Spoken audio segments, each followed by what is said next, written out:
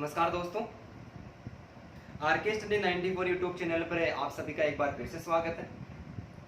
दोस्तों, हम समास का अध्ययन कर रहे थे और समास का जो पिछला वीडियो था उसमें हमने कर्म तत्पुरुष समास, अव्ययभाव समास और अव्ययभाव समास पूरा करने के बाद हम तत्पुरुष समास पढ़ रहे थे।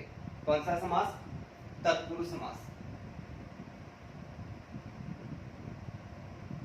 तत्पुरुष समास। तत्पुरुष समास में हमने कर्म तत्पुरुष समास का अध्ययन कर लिया था। कर्म तत्पुरुष समास का अध्ययन कर लिया था। तो आज हम अध्ययन करेंगे करण तत्पुरुष समास। करण तत्पुरुष समास, ठीक है। करण तत्पुरुष समास में जो कारक चिन्ह का लोप होता है वो होता है से या के द्वारा, या तो से या फिर के द्वारा जो कारक चिन्ह होता है, इन दोनों का क्या होता है? लोप रहता है, ये गायब रहता है। विग्रह कार्य करते हैं, दोनों पदों को लिखेंगे और जो भी कारक चिन्ह गायब है उसको हम क्या करेंगे? दोनों पदों के बीच में स्थान दे देंगे। करण तत्पुरुष समास में एक नियम काम करता है, नियम एक, ठीक है। पहला नियम ध्यान से सुनिए। जब किसी सामासिक पद के, जब किसी सामासिक पद के द्वितीय पद में, इसमें द्वितीय पद में क्या लिखा हो? आबाद शब्द लिखा हुआ हो। आबाद शब्द लिखा हुआ हो तो आबाद शब्द प्राप्त होने के कारण सारे जो सामासिक पद होंगे उन सब में करण तत्पुरुष समास ही माना जाएगा। पहला नियम क्या कहता है? सामासिक पद, किसी भी सामासिक पद के दूसरे पद में क्या लिखा हो? आबाद शब्द लिखा हुआ हो। तो आबाद शब्द लिखा होने के कारण वहां पर कौन सा समास माना जाएगा? करण तत्पुरुष समास ही माना जाएगा। जैसे हैदराबाद, किसके द्वारा? हैदर के द्वारा। कारक चिन्ह जो भी लोप है दोनों पदों के बीच में लिख देंगे, के द्वारा गायब है। हैदराबाद है, हैदर के द्वारा क्या हो गया? आबाद हो गया, ठीक है। औरंगाबाद, मूल शब्द, किसके द्वारा आबाद है? औरंग के द्वारा आबाद, क्या हो गया? औरंगाबाद हो गया। इस्लामाबाद, इस्लाम के द्वारा आबाद,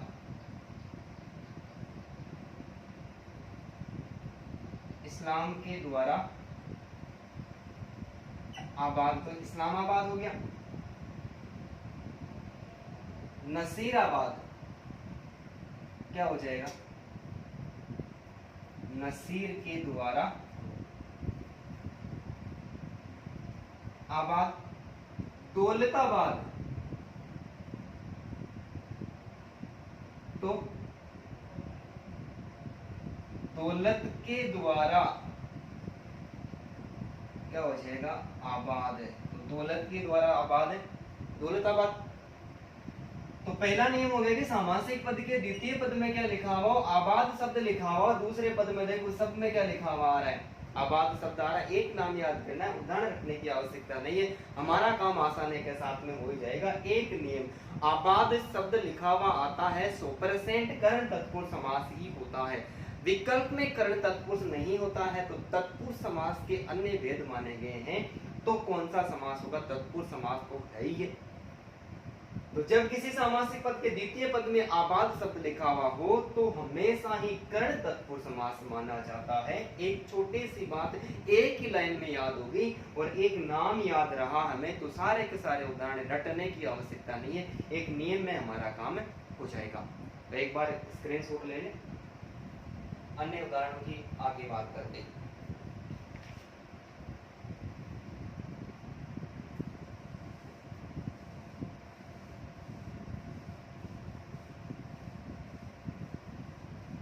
अब देखो एग्जाम में पूछे गए अन्य उदाहरण,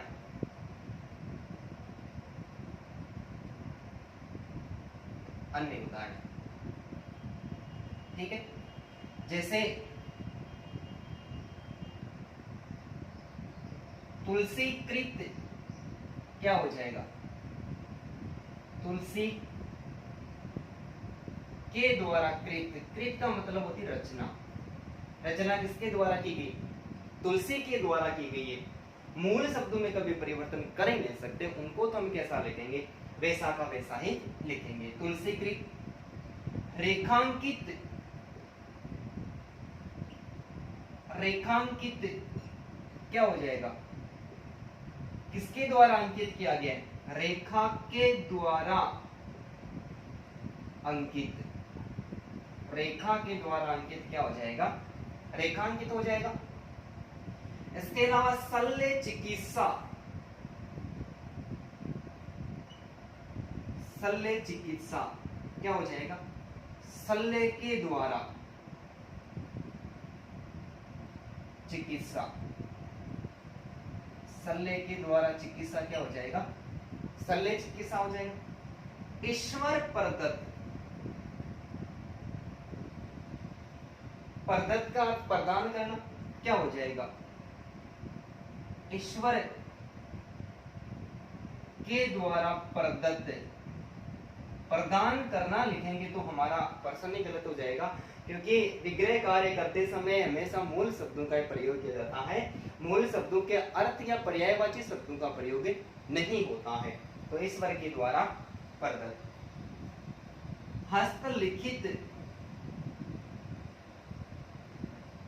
क्या हो जाएगा, हस्त से लिखित, बहुत बार पूछा जा चुका है, कम से कम 10-15 बार प्रश्न पूछा जा चुका है। हस्तलिखित, हस्त से लिखित, वहां पर हाथ से लिखा हुआ, ऐसे बहुत सारे विकल्प मिलेंगे, लेकिन हमें क्या करना है, मूल शब्दों में प्रयोग, मूल शब्दों का ही प्रयोग करना है। हस्तलिखित। बाढ़ पीड़ित, बाढ़ पीड़ित क्या हो जाएगा, बाढ़ से पीड़ित है, किससे पीड़ित है, बाढ़ से पीड़ित है। अकाल पीड़ित, अकाल पीड़ित किससे पीड़ित है,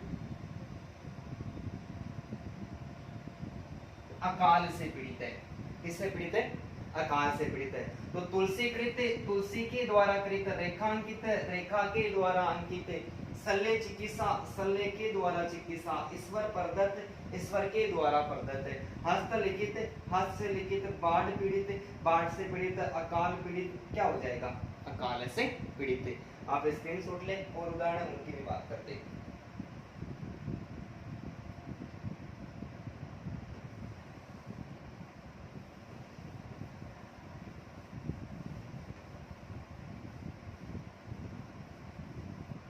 जैसे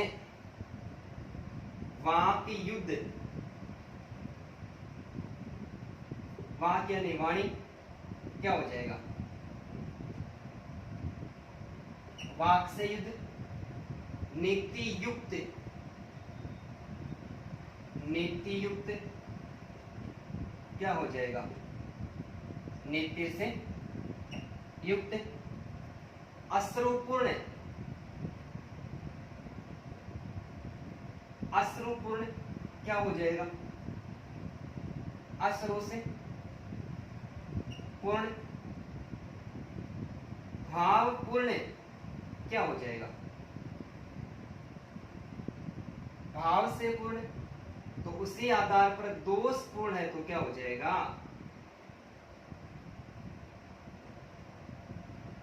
दोष से पूर्ण हो जाएगा। इसके अलावा रस सिक्त, रस से भरा हुआ तो क्या हो जाएगा, रस से सिक्त। आचार कुशल, आचार यानी व्यवहार तो क्या हो जाएगा, आचार से कुशल हो जाएगा। ठीक है। मदांध,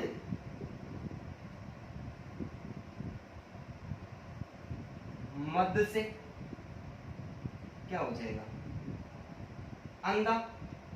धर्मांध, धर्म से अंधा। ठीक है। इसके अलावा शोकाकुल, शोक से क्या हो गया, आकुल, शोक से आकुल। इसके अलावा और भी ऐसे शब्द मिलते हैं, जैसे धन रहित, ऐसा मिलेगा धन रहित, तो धन से रहित यानी खाली हो गया तो अपादान समास हो गया। नेत्रहीन, नेत्र से हीन हो गया तो भी अपादान यानी से अलग हो गया। नेत्र से रहित तो भी कौन सा हो गया, तो भी अपादान तत्पुरुष समास ही हो गया। ठीक है। इसके अलावा रतन जड़ित,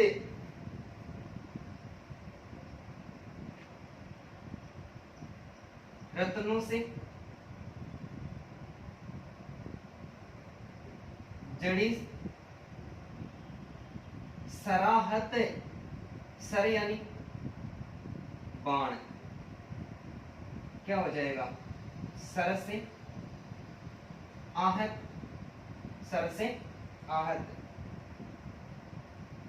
दयाद्र क्या हो जाएगा, दया से आदर हो जाएगा।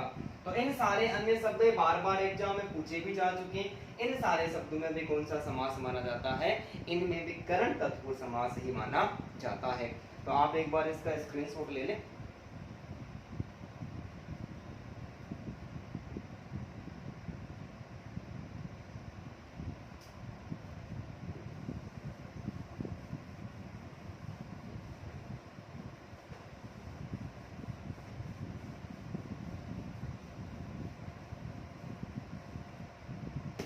तीसरा जो समास है वो है संप्रदान तत्पुरुष समास। कौन सा, संप्रदान तत्पुरुष समास। और संप्रदान तत्पुरुष समास है कर्ता ने कर्म को करने से के द्वारा, संप्रदान का अर्थ होता है के लिए कारक चिन्ह का लोप रहता है इसमें, किसका, के लिए, के लिए कारक चिन्ह का हमें क्या मिलेगा, लोप मिलेगा। विग्रह कार्य करेंगे, दोनों पदों को लिखेंगे और दोनों पदों के बीच में क्या कर देंगे, हमें कारक चिन्ह को लिख देंगे। तो संप्रदान तत्पुरुष समास। संप्रदान तत्पुरुष समास में भी एक नियम काम करता है। नियम ये कि सामासिक पद का जो द्वितीय पद है, दूसरा पद है, इसमें घर, आले, साला, आवास, आगार और सामग्री इत्यादि शब्द लिखे हुए हो तो वहां पर संप्रदान तत्पुरुष समास माना जाता है। कौन सा समास, संप्रदान तत्पुरुष समास। जब किसी सामासिक पद के द्वितीय पद यानी दूसरे पद में क्या लिखा हो, घर, आले, साला, आवास, आगार और सामग्री इत्यादि शब्द लिखे हुए हो तो हमेशा ही संप्रदान तत्पुरुष समास माना जाता है।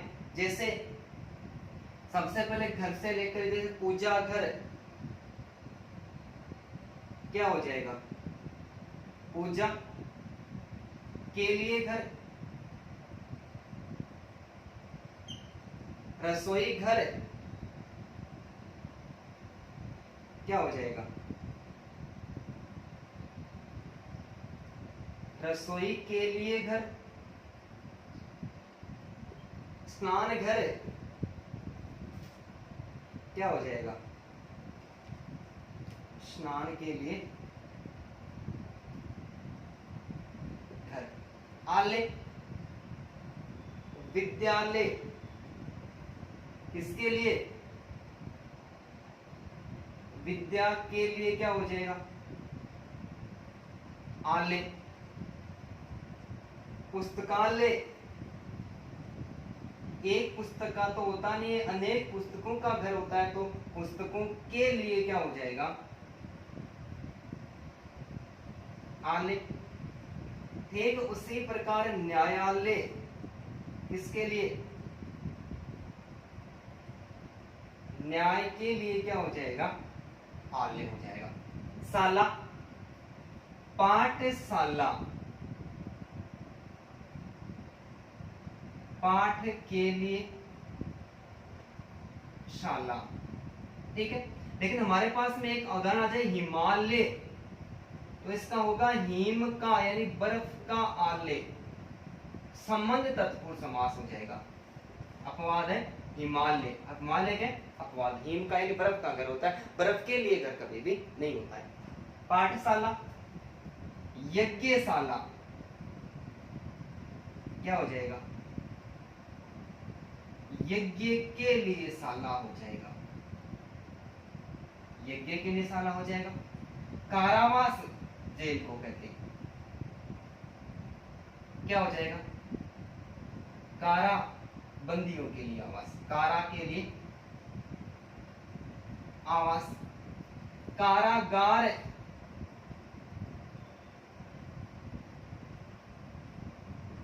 कारा के लिए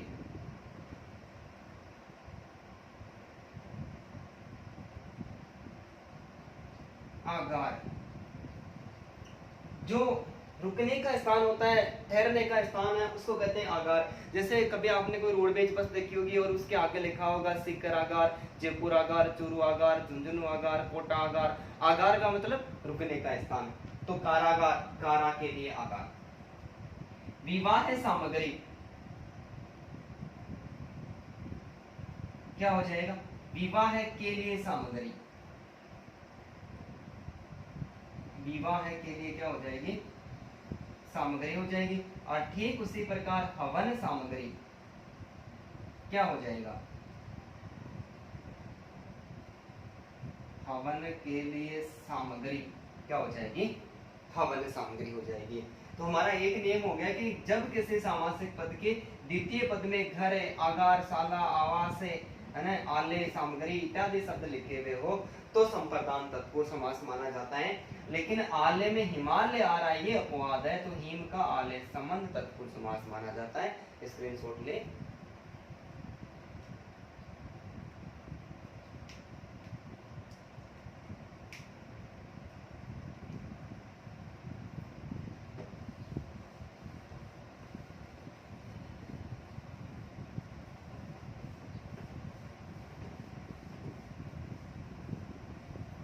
अब देखो अन्य उदाहरण भी देखते हैं। अन्य उदाहरणों में जैसे गुरु दक्षिणा, किसके लिए,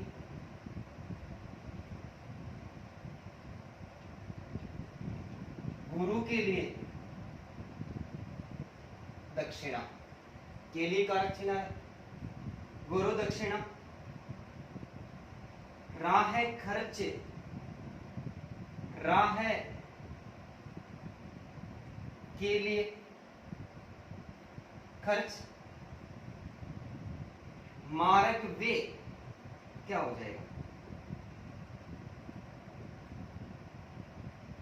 मार्ग के लिए वे। बालामृत क्या हो जाएगा, बालकों के लिए अमृत, किसके लिए, बालकों के लिए अमृत। ठीक है।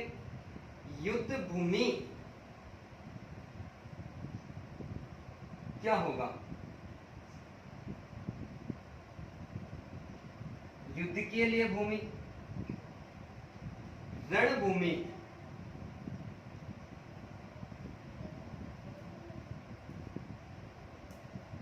रण के लिए भूमि। बलि पशु क्या हो जाएगा, बलि के लिए पशु। यदि इसका उल्टा कर दे पशु बलि तो हमारा गलत हो जाएगा। तो पशु बलि नहीं होकर क्या होगा, बलि पशु, बलि के लिए पशु।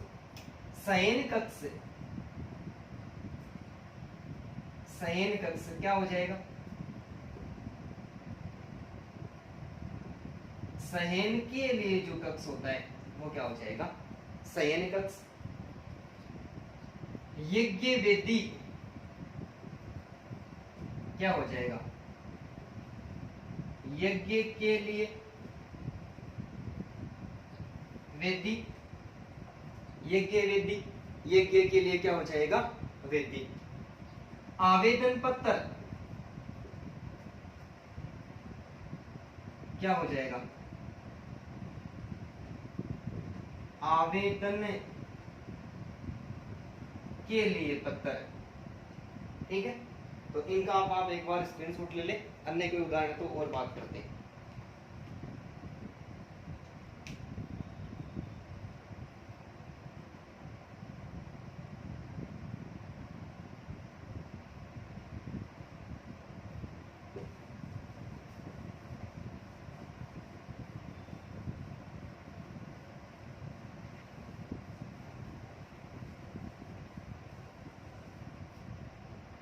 जैसे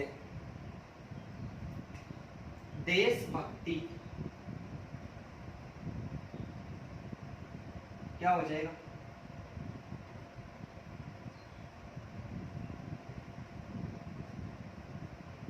देश के लिए भक्ति। डाक गाड़ी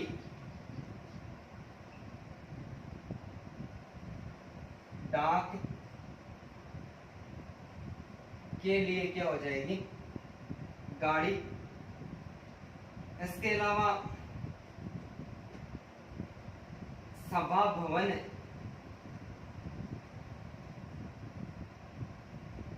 सभा के लिए क्या हो जाएगा? भवन। सभा मंडप